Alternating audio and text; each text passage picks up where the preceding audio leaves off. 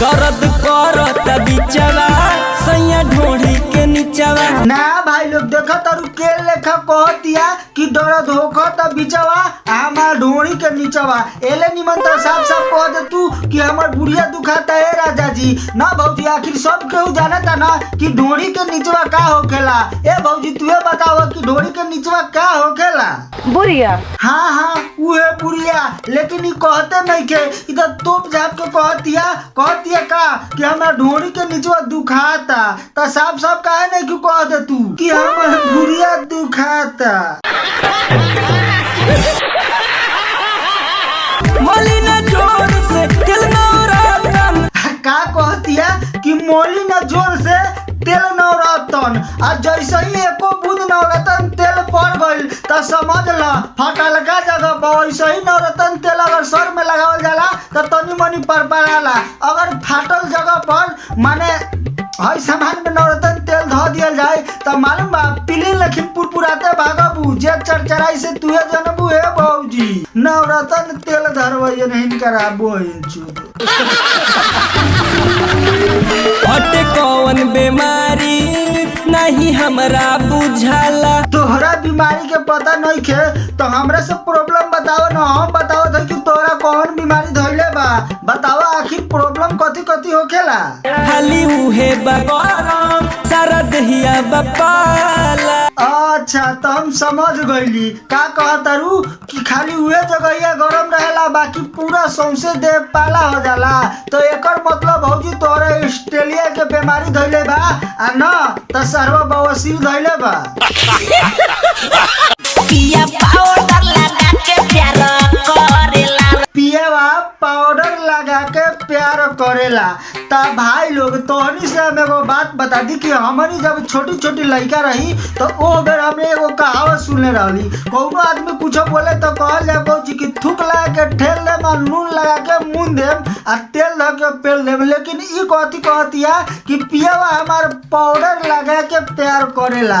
कसम से कहतनी कि एगो तो होखेला कि तेल लगा के जब न घुसेला दिक्कत होखेला तो तेल लगा के ठेलल जाला तो घुस जाला। लेकिन जब पाउडर लगा दी ना कसम से कहतनी केतनो जोर लगाइबू तो ना घुसी। सामान फाट जाई टूट जाई लेकिन और डंडावा टूट जाए लेकिन घुसी ना।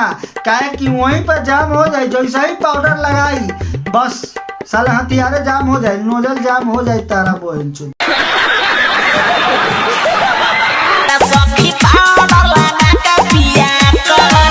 पियावा पाउडर लगा के पेलाई करेला। तो भाई लोग आज ले सुने रहला कि पाउडर लगा के ठोकाई होला। हम तो सुने रहलिए कि तेल लगा के थूक लगा के ठेलल जाला। लेकिन कहतिया का कि पियावा पाउडर लगा के प्यार करेला तारा बहन चोदो।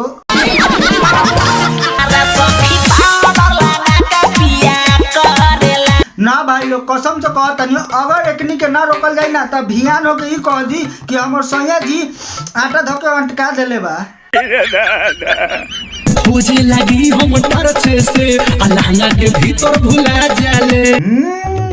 तो भाई लोग ई भौजी के कहे के मतलब ई है कि इनकर जो सैया जी बारे उ इनकरा लहंगे में भुला जाला। आ जब ई भौजी ओकरा के न देखेले तो ये अपना लहंगा में टॉर्च लगा के माने खोजे लगेले कि हमार आखिर सैया जी गइले तो गइले का। अरे बहन चोद तू हमरा के एगो बात बताओ कि तोहर लहंगा के भीतर हव कि सारवा काली घाट के गुफा जे आदमी घुस जाए। हम तो जानत रहली है कि खाली हमें से आदमी निकल सकेला लेकिन तू कहत रे कि हमर पिया जी घुसिए गइल।